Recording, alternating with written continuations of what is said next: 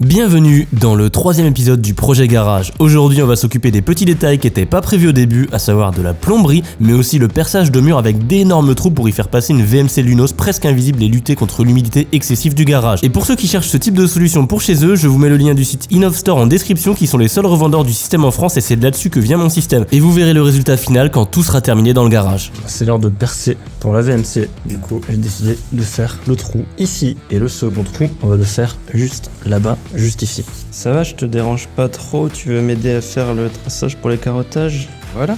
Comme ça, les petits carrés, je mets 2 bouts de scotch, ça sera scotché contre le mur. On verra le pourtour du cercle. Voilà. Et de 1. Et de 2. Non, pas de 2 du coup. Pas envie. Le perçage pour les VMC se fait en diamètre 162, donc il faut une sacrée machine. J'en ai pas trouvé en location pour le faire moi-même, ni même la cloche seule, donc la seule solution c'était de louer le monsieur avec sa machine pour qu'il les fasse lui-même. Moi je filme les vidéos.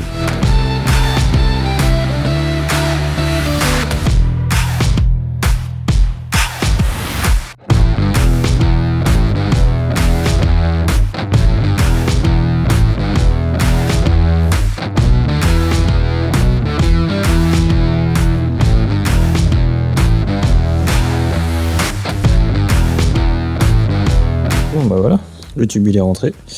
Il n'y a plus qu'à finir le reste. Bienvenue dans le tuto plomberie aujourd'hui avec Tonton Scratou. Alors déjà on va commencer par virer tout ce qu'il y a ici autour des tuyaux.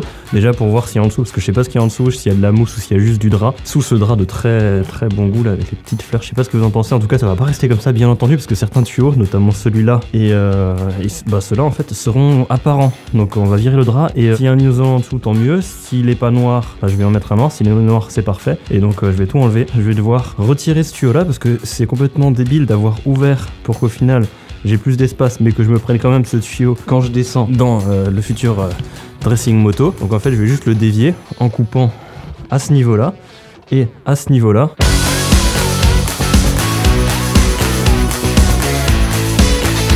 Bon bah voilà, du coup tout est enlevé. Alors c'est du gris malheureusement, donc ceux-là je vais les remplacer, ceux-là également. Ceux-là je m'en fiche un petit peu parce que ils vont rester derrière une cloison donc on les verra pas. Mais ceux qui seront apparents, j'aimerais qu'ils soient noirs parce que c'est plus beau le noir et que je veux un garage beau. Je viens couper ici, je mets un petit coude qui descend, tac, et je vais là dans le mur en faisant un trou ici. Je ressors là, je remonte, je passe au-dessus de la porte, donc voilà, ça me dérangera pas du tout. Et je me repique là-haut. Bon, une fois que ça sera fait, du coup, deuxième modif aussi. Donc là, en fait, c'est le circuit de chauffage qu'il va falloir que je dévie, parce que c'est le seul qui passe là. Mais à côté, vous voyez qu'il y en a un deuxième qui est en fait simplement le tuyau d'eau chaude, d'eau froide. Et quand on le suit, et qu'on arrive ici, il se sépare. Et là, il y a juste un eau froide qui vient se promener ici, qui fait simplement sa course jusqu'ici et qui se termine ici et qui va tout simplement dehors puisque c'est un robinet extérieur. Celui-là, je vais devoir le bouger pour le faire ensuite repasser derrière les bouts de bois pour pas qu'il soit en décalé des bouts de bois vu que quand il y aura le placo sinon ça va être méga chiant. Et là pareil, en fait il est en haut, sachant que je vais mettre des établis qui font 2 mètres et que j'ai pile poil 2 mètres 02 entre le plafond et le sol, bah, je vais tout simplement devoir bouger ce tuyau là,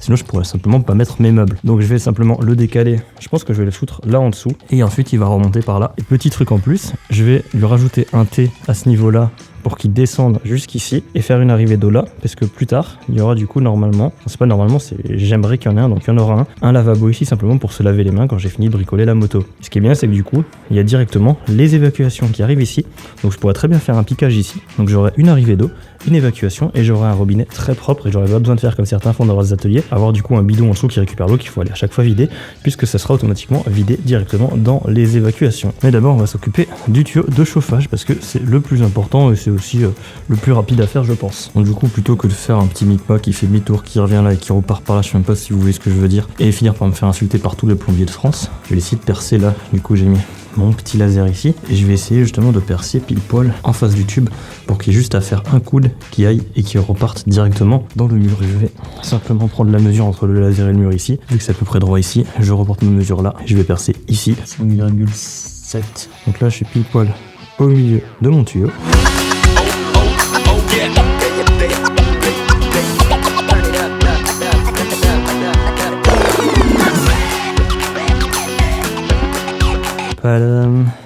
Normalement, je pense que ça peut être bon.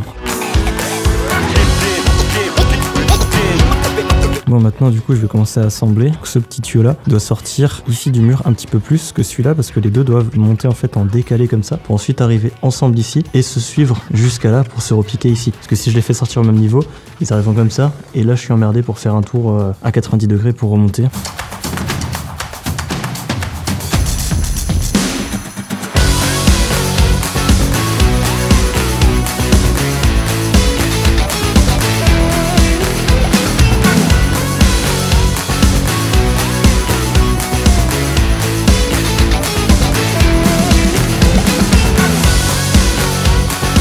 maintenant que mon gabarit est fait, ça va être le moment de découper la ligne pour ensuite du coup venir me greffer sur tout ce que j'ai créé. Donc on va simplement suivre du coup la ligne, c'est bien celle du bas. Là on a du coup les circulateurs d'eau, ça c'est pour l'eau chaude, ça c'est pour le chauffage du premier étage et ça c'est pour le chauffage au sol du rez-de-chaussée. Donc ça on va pas y toucher, ça on va pas y toucher. Là il y a un circulateur d'eau qui permet du coup de faire circuler l'eau dans les radiateurs. Je vais par précaution l'éteindre histoire d'être sûr qu'elle ne pompe pas dans le vide. Donc on va bien la mettre en off. Je vais fermer cette vanne.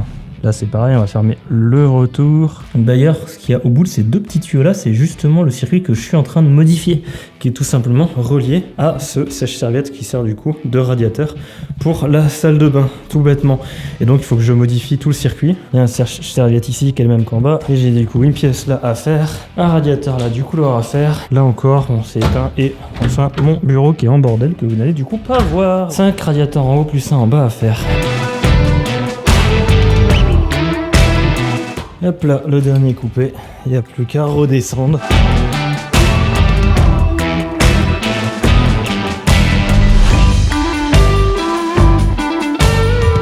Bonjour monsieur, bonjour madame, je fais caméra de vlog. Je me vois pas, mais je suis sûre que c'est beau. Oula, c'est compliqué. On voit juste ma tête, mais en gros plan. C'est très long, il faut beaucoup de patience. C'est une tâche très difficile. Attendre que l'eau coule. Voilà. Allez chercher la champineuse. Voilà. Et ça marche super bien. Je vois l'eau, elle fuse dedans. C'est incroyable. On en gagne du temps là. Encore un ou deux petits tours. Mais tu m'as dit bientôt, il y a 2 minutes déjà.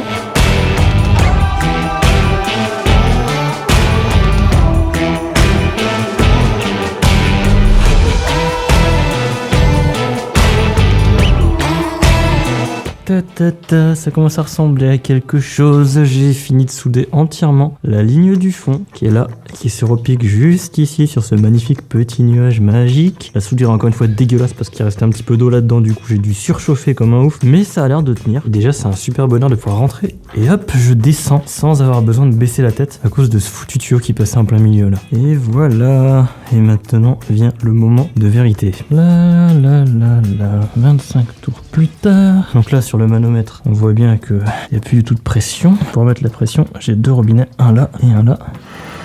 Ça redescend petit à petit parce que forcément c'est en train de remplir les circuits. Là c'est bon. J'aurais fait un très bon plombier moi. Juste à aller peut-être purger les radiateurs et ça va être bon. Enfin purger, enlever l'air qu'il y a en trop quoi. Je viens d'arriver là et en fait ça se fait tout seul. J'étais venu pour faire mon petit machin avec le tournevis. Je sais pas si ça servira à grand chose en vrai.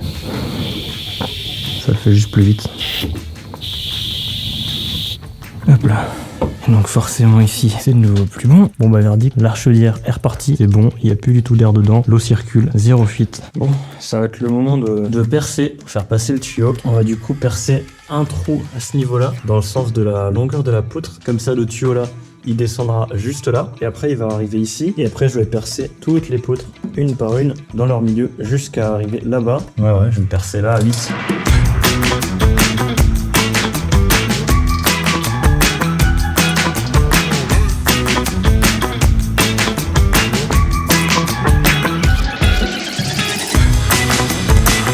Sur des petites découpes, le reste c'est que là il y a une souillure au-dessus, ça m'embête un peu. Ce sel est vide.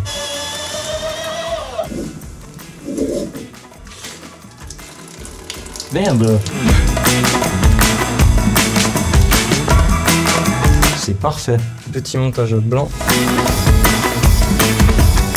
C'est vrai que j'ai acheté qu'une seule barre de 2 mètres pour le 22, donc en fait là forcément je peux déjà pas couper ma barre d'ici. Ce qui fait qu'en fait il faut que je prenne de là-haut. Et le problème c'est que de là-haut en fait c'est après la vanne, donc il faut que je coupe d'abord l'eau et que j'aille tout couper. Et il faut que j'ai fini tout ça avant ce soir, sinon on peut pas prendre de douche, tout simplement. Donc est-ce que je fais ça maintenant ou est-ce que je vous fais un cut et je le fais demain. On est né le lendemain. Et j'ai eu la flamme hier, mais de toute façon Cécile elle allait rentrer du boulot, elle allait faire des trucs dans le jardin. Donc si je lui avais dit, en fait j'ai pas fini, il n'y a pas de douche. Donc là on en est là. J'ai coupé ici, je vais décrocher le tuyau et je vais attaquer mes découpes. Il faut que je fasse une découpe pour ici, une pour ici, une autre pour le rallonger là. Et enfin, une dernière pour faire descendre jusqu'à là-bas. Et après, ici, on va du coup souder avec le PER. Là, je vais vous montrer ça plus tard parce que justement, vu que ce sera une sortie cloison, je sais pas encore où elle sera. Donc, je vais partir sur du PER pour pouvoir être plus flexible pour la suite.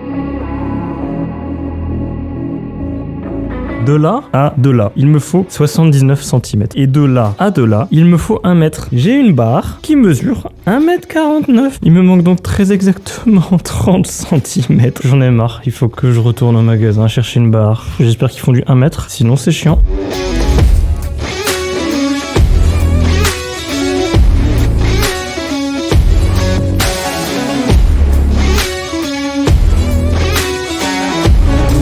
Bon bah voilà, cette satanée soudure, elle est terminée. Je suis arrivé à ce niveau-là, celle-là et celle-là, vous l'avez sûrement vu parce qu'on a essayé de la filmer. Comme par hasard, on a essayé de filmer les dernières pour avoir quelques plans, et ça marche pas, tout simplement parce que je suis arrivé à bout du chalumeau. Et devinez quelle heure il était. 20h30, tous les magasins étaient fermés, donc heureusement qu'on a des potes qui habitent pas trop loin, qu'on puisse nous dépanner d'un chalumeau. Et du coup, j'ai pu finir les soudures, donc hop, tac, le petit virage bien propre ici. Ça passe à travers chaque poutre. On arrive ici du coup, et là-haut, on a la petite vanne de fermeture du robinet extérieur pour pouvoir du coup le mettre en mode gel en hiver. Et là on a un autre tuyau cuivre qui finit ici en PER pour aller brancher le futur lavabo. Futur lavabo que vous verrez dans une prochaine vidéo. En attendant, c'est fini pour la plomberie. Je vous donne rendez-vous dans le prochain épisode pour commencer le placo et poser les lumières qui sont juste incroyables. Vous allez kiffer. N'oubliez pas de vous abonner pour ne pas louper la prochaine vidéo. Ciao.